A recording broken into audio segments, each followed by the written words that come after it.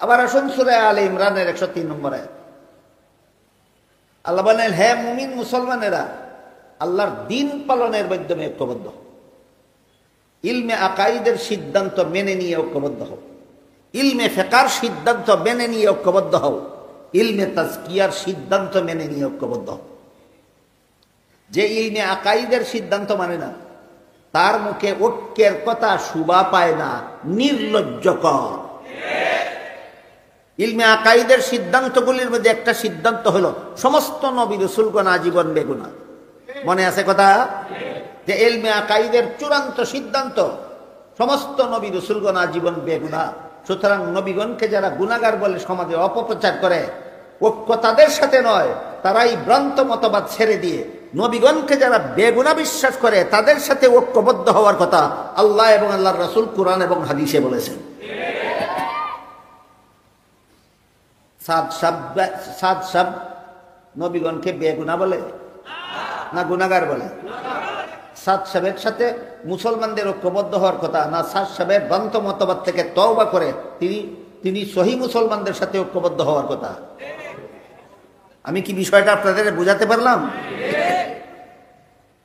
ইলমে আকাইদের সিদ্ধান্তকৃত বিষয়গুলির মধ্যে একটা বিষয় হইল সমস্ত নবীগণ বেগুনাহ। যদি ঐক্য চাও, এটা মেনে নিয়ে ঐক্যবদ্ধ হও। ইলমে আকাইদের সিদ্ধান্তকৃত বিষয়গুলির মধ্যে আরেকটা সিদ্ধান্তকৃত বিষয় হলো সাহাবায়ে কেরামের সমালোচনা হারাম।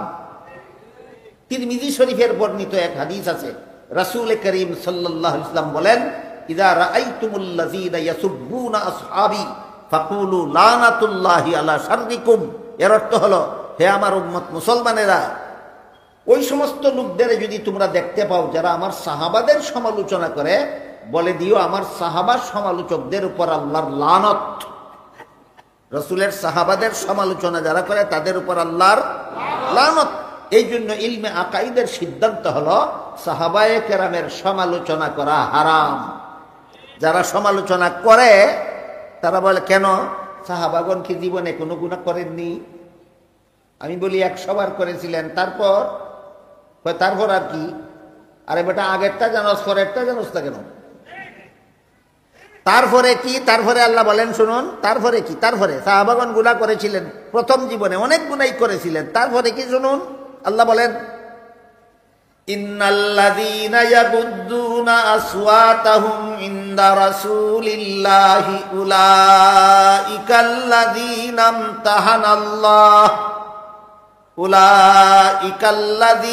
ইমতাহানাল্লাহু কুলুবাহুম লিত্তাকওয়া লাহুম মাগফিরাতুন ওয়া আজরুন আযীম। নিশ্চয়ই যারা রাসূলের দরবারে গেলে আস্তে কথা বলে। আপনারাই বলুন, রাসূলের দরবারে গেলে আস্তে কথা বলতো কারা? সাহাবায়ে কেরাম। আল্লাহ বলেন, এদের অন্তরকে আমি তাকওয়ার ব্যাপারে পরীক্ষা করেছি। পরীক্ষার আংশিক ফলাফল ঘোষণা দিয়ে আল্লাহ বলেন, লাহুম মাগফিরাতুন, তাদের অতীত জীবনের সকল গুনাহ মাফ করে দিয়েছি। গুনাহ করেছিলেন সেটা দেখলা, আল্লাহ বলেন মাফ করে দিয়েছি। এটা দেখো না কেন? তোমার একটা চক্ষু অন্ধ কেন? বলেন, এক চক্ষু অন্ধওয়ালাদের সাথে 2 চক্ষুওয়ালারা ঐক্যবদ্ধ হবে না 2 চক্ষুওয়ালাদের সাথে 1 চক্ষুওয়ালা ঐক্যবদ্ধ হবে? এই জন্য আল্লাহর কোন কবি বলেন, আরবি কবি, লাউলাম তারাল হিলালা ফাসাল্লিম লিউনাসির রাউহু বিল আবসারি। তোমার চোখে যদি না দেখো, তাহলে যাদের চোখে দেখে তাদের কথা মানো। সবার চোখে কি প্রথম ঈদের চন্দ্র যখন প্রথম যেদিন উদয় হয়, সবার চোখে কি 4টা দেখা যায়? ওরা ঈদ করবে কিভাবে বলুন? সুদা কথা পরিষ্কার। সাহাবায়ে কেরাম মাগফুর, তাদের জীবনের সব গুনাহ আল্লাহ মাফ করে দিয়েছেন। যদি না জানো, যারা জানে তাদের সাথে এসে ঐক্যবদ্ধ হও। কাজেই যারা ভ্রান্ত মতবাদ পোষণ করে, এদের পক্ষে মুসলমানদেরকে ঐক্যবদ্ধ হওয়ার দাওয়াত দেওয়া শুধু চরম নির্লজ্জতা নয়, শুধু চরম প্রতারণা নয়, বরং এটা একটা দুঃখাবাদী ছাড়া আর কিছু নয়।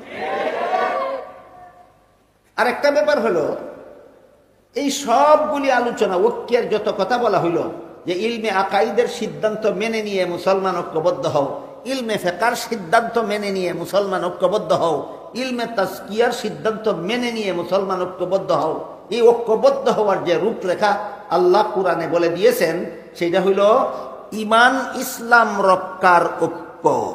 কি রক্ষার ঐক্য? ঈমান ইসলাম রক্ষার ঐক্য। দেশ রক্ষার ঐক্য অন্য রকম, দেশ রক্ষার ঐক্য অন্যরকম।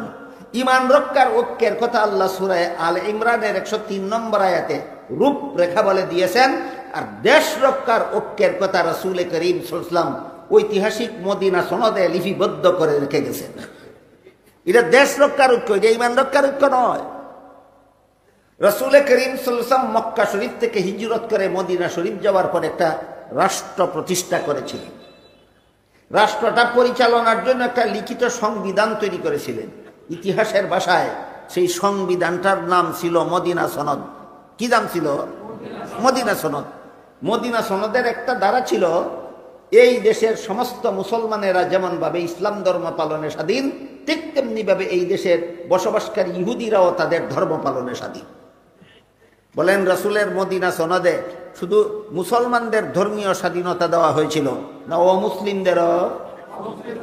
এই একটা দেশের সমস্ত নাগরিকদেরকে আল্লাহর রাসূল ঐক্যবদ্ধ করেছিলেন, কোনো ধর্ম ক্যান্সেল করার মাধ্যমে না সকল ধর্ম বহাল রাখার মাধ্যমে? সকল ধর্ম বহাল রাখার মাধ্যমে। এক দেশের নাগরিক যে কোনো ধর্মাবলম্বী হোক না, এই দেশের নাগরিক হিসাবে আমরা সবাই ঐক্যবদ্ধ। দেশের নাগরিক হিসাবে আমরা সবাই ঐক্যবদ্ধ। মদিনা সনদে আরো উল্লেখ ছিল, যেহেতু মুসলমান ইহুদি নির্বিশেষে সমস্ত ধর্মাবলম্বীরা এই দেশের নাগরিক হিসাবে ঐক্যবদ্ধ, কাজেই এই দেশের কোনো মুসলমানদের উপর বাইরের কোনো শত্রু যদি আক্রমণ করে, ইহুদিরা মুসলমানদের পক্ষ হয়ে শত্রুদের বিরুদ্ধে লড়াই করতে হবে। আর বাইরের কোনো শত্রু যদি মদিনার ইহুদিদের উপর হামলা করে, মদিনার মুসলমানেরা ইহুদির পক্ষ হয়ে বাইরের শত্রুর বিরুদ্ধে লড়াই করতে হবে। এটা মুসলমানদের ঈমান ইসলাম রক্ষার ঐক্য না দেশ রক্ষার ঐক্য? জগা খিচুড়ি পাকাও কেন, লেজে গোবরে অবস্থা সৃষ্টি করো কেন? ঈমান রক্ষার ঐক্য আর দেশ রক্ষার ঐক্যের রূপরেখা একরকম নয়। সূরা আলে ইমরানের 103 নম্বর আয়াতে আল্লাহ প্রদান করেছেন ঈমান ইসলাম রক্ষা করার ঐক্য, আর ঐতিহাসিক মদিনা সনদে মুহাম্মদুর রাসূলুল্লাহ উল্লেখ করেছেন দেশ রক্ষা করার ঐক্য। দেশ রক্ষার ঐক্য শুধু মুসলমানে হয় না, মুসলমান অমুসলমান সকলে সম্মিলিতভাবে হয়? এর জন্য একটা শর্ত আছে। দেশ রক্ষার ঐক্য যে আমরা করব অমুসলমানদেরকে নিয়ে, আমরা সবাই মুসলিম অমুসলিম নির্বিশেষে সবাই আমরা একই দেশের নাগরিক, এই হিসাবে আমরা সবাই এক, আমরা সবাই ভাই ভাই। এর জন্য একটা শর্ত আছে। কি শর্ত? মদিনা সনদে উল্লেখ ছিল, এই দেশে বসবাস করতে হইলে সংবিধানের ধারা মেনে নিতে হবে। এর দ্বারা রাসূল শিক্ষা দিলেন দেশ রক্ষার ঐক্য যে ও মুসলমানদেরকে নিয়ে মুসলমানেরা করবে, দেশ রক্ষার ঐক্য যে মুসলমানদেরকে নিয়ে অমুসলমানেরা করবে, শর্ত হইল আইন শৃঙ্খলা সবাইকে মেনে নিতে হবে।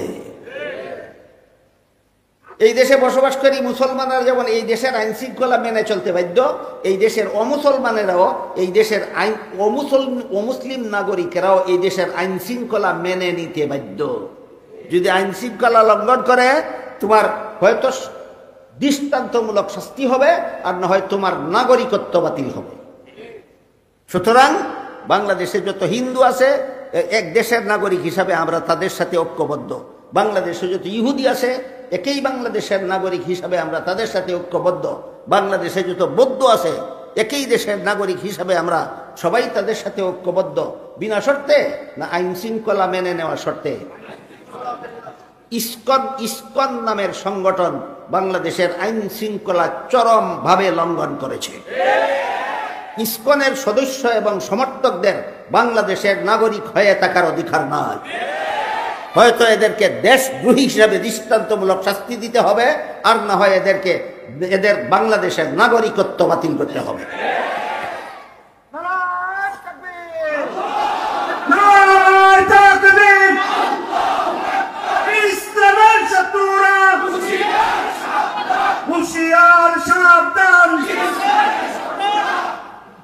একটা প্রশ্নের জবাব দিয়ে কথা শেষ করি। যেহেতু একই দেশের নাগরিক হিসাবে মুসলিম অমুসলিম সবাই ঐক্যবদ্ধ হবে একটা শর্তে, দেশের আইন শৃঙ্খলা মেনে নেওয়ার শর্তে। তাহলে সংবিধানে যদি কোরআন বিরোধী কোনো কথা থাকে, এটা তো এই রাষ্ট্রীয় পরিভাষায় এটা তো আইন শৃঙ্খলা। এই জন্য সংবিধান, মুসলমানের দেশের সংবিধান কেমন হবে এটাও মদিনা সনদ থেকে শিখতে হবে। বলুন, মুসলমানের দেশের সংবিধান কেমন হবে কোথার থেকে শিখতে হবে?